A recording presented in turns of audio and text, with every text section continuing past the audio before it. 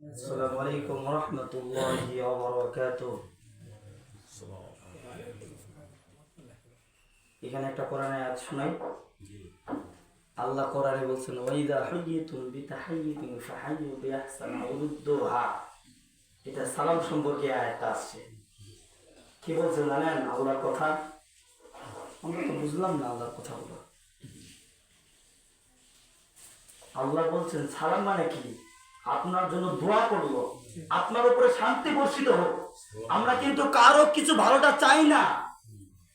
আমি শুধু এমনি রাগ হই, আপনারা আমি মাপও চাচ্ছি। ঠিক আছে, আমরা কিন্তু আপনি সালাম দিলাম, আমি দোয়া করলাম আপনার জন্য, আপনার উপর রহমত বর্ষণ হোক। আপনি আল্লাহর রহমত ছাড়া কি আপনি লোভা আসবেন? আর এখানে কি বলছে?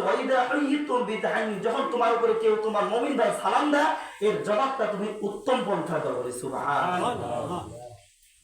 কথাকার আমার আল্লাহ, আল্লাহ কথাকে যদি আপনি অমান্য করেন, আপনার তো ইমানে নাই। কোরআনের বা থেকে সিন পর্যন্ত প্রত্যেকটা বিষয়কে আপনাকে মেনে নেওয়া লাগবে। এর নাম হচ্ছে ইমান। সুবহানাল্লাহ।